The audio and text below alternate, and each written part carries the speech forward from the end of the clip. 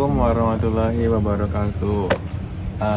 Sebelum ini izinkan saya menjelaskan materi pada hari ini tentang proses ujaran dan kiler lidah. Nah, untuk memenuhi ujian tengah semester mata kuliah psikolinguistik dengan dosen pengampu Bu Siti Fitria. Perkenalkan, saya Jundan Bisa Lubis dengan NIM 14 dan saudara di sebelah saya. Dan saya Raudi Septian dengan NIM 33. Oke, kita langsung saja ke pengertian produksi ujaran dan kekeliruan kiler lidah. Nah, pengertian produksi ujaran merupakan kemampuan seseorang mengungkapkan pikiran sendiri melalui alat vokal bentuk ujaran, kata, dan kalimat. Nah, Suherman berpendapat bahwa produksi ujaran adalah bagaimana manusia merencanakan pengungkapan bahasa secara lisan maupun tulisan.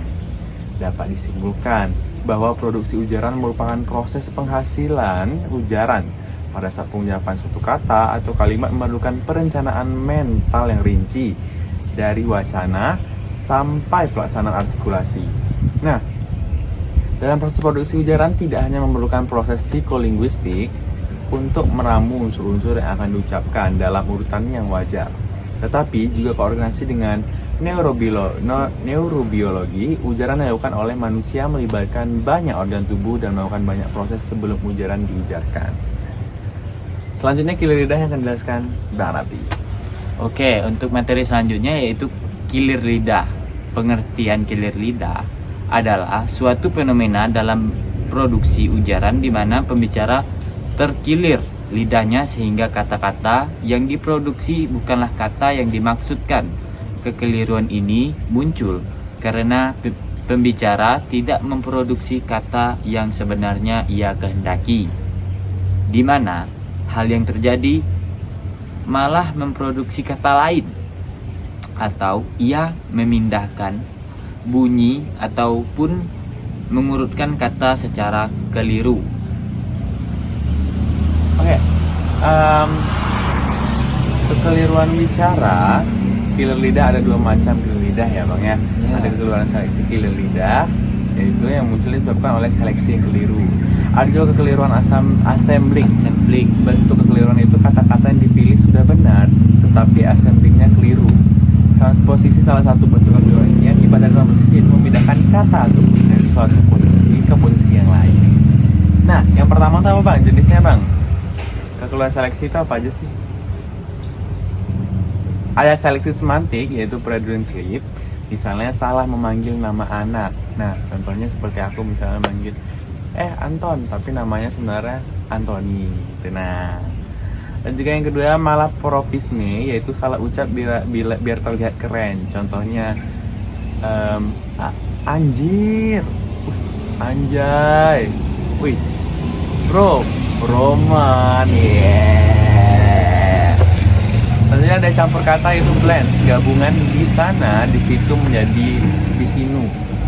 Aku tuh mau bilang di sana di situ, tapi kayak di sini gitu. Mungkin bisa tanyakan kekeliruan assembling Bang. Nah, kekeliruan assembling itu ada beberapa jenis. Yang pertama, transposisi bisa disebut pertukaran posisi kata atau bunyi. Nah, yang kedua, antisipasi. Bunyi dari kata berikutnya muncul dulu. Misalnya, jeraring, yang aslinya jejaring. Nah, yang ketiga, perseperasi.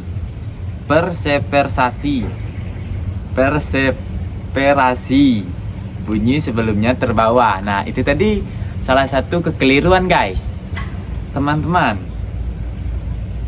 Misalnya sandal sepit harusnya sandal jepit. Mungkin itu saja. Selanjutnya ada penyebab senyapan dan kiler lidah. Yang pertama itu faktor itu tergesa-gesa. Kayak abang tadi yang pers gitu. Nah, itu ternyata campur itu tuh. Ada juga yang namanya grogi. Abang tadi juga tuh grogi tuh, itu faktornya juga tuh. Akhirnya hilang konsentrasi kan, lagi ngobrol nih, tiba-tiba salah penyebutan. Ada juga karena humor, yaitu sengaja nih buat bercanda kayak beli teh satu, itu es teh gitu. Nah, ada juga yang tidak sengaja atau spontan. Misalnya kita mau ngomong, kayaknya aku pengen ke Surabaya deh, contohnya kan Surabaya. Nah, ada juga tidak konsentrasi, yaitu misalnya dia lagi tidak fokus nih, lagi ngobrol fokus, tiba-tiba ada yang lewat nih tiba-tiba ngomong itu tuh posili, nah itu polisi. Mungkin abang bisa menjelaskan unit kilir lidah bang, silakan. Nah, unit kilir lidah ada 3 guys. Yang pertama itu segmen fonetik, pertukaran fonem dari ST jadi tes. Nah, yang kedua suku kata, pertukaran suku kata seperti Surabaya menjadi Subaraya. Nah, yang ketiga kata, pertukaran kata seperti gentong menjadi junjung. Nah, mungkin itu saja. Lanjutnya ada Bang Zidan. Oke teman-teman, untuk kesimpulan materi pada hari ini mungkin bisa nih ditambahin dengan Pak Rabdi, boleh bacakan kesimpulannya. Nah, kesimpulannya yaitu produksi ujaran merupakan proses kompleks yang melibatkan aspek psikologis, biologis, dan linguistik. Proses ini dimulai dari konseptual ide dalam pikiran, formulasi menjadi bentuk bahasa, artikulasi melalui organ bicara, hingga persepsi ujaran oleh lawan tutur. Hal ini menunjukkan bahwa berbicara bukan hanya aktivitas sederhana, melainkan hasil koordinasi yang melibatkan otak, alat ucap, serta kemampuan kognitif manusia. Dalam praktik komunikasi sehari-hari sering terjadi kekeliruan ujaran atau yang dikenal dengan kilir lidah. Kekeliruan ini muncul karena berbagai faktor seperti terburu-buru, rasa gugup, kurang konsentrasi, maupun kondisi psikologis tertentu. Kilir lidah dapat berupa kesalahan seleksi seperti semantik, malapropisme, campur kata, maupun kesalahan assembling, transposisi, antisipasi, perseverasi. Selain itu, kekeliruan ujaran juga bisa disebabkan oleh gangguan seperti apasia. Mungkin itu saja kesimpulan yang dapat saya ambil. Saya kembalikan ke Bang Zidan. Apalagi dia Nah, ngomong-ngomong masalah kilir lidah nih Bang, saya mau nanya, apa saja sih faktor linguistik yang menjadikan kalimat kilir lidah tertentu sangat sulit diucapkan secara berulang oleh penutur asli, dan bagaimana fenomena fonologis tersebut dapat dijelaskan secara mendalam menggunakan teori artikulatori bahasa? Oke, terima kasih ya pertanyaannya Pak Abi. Yeah. Oke, yang pertama, kalimat kilir lidah atau tongue twister yang sulit diucapkan secara berulang oleh penutur asli disebabkan oleh sejumlah faktor linguistik yang saling berinteraksi, terutama yang berkaitan dengan aspek fonologis dan artikulasi bahasa. Nah, pertama, kalimat tersebut biasanya berisi rangkaian fonem yang sangat mirip, namun berbeda secara kritis. Misalnya, konsonan dengan tempat artikulasi atau cara artikulasi yang berdekatan namun berbeda. Contohnya adalah suara beh dan beh.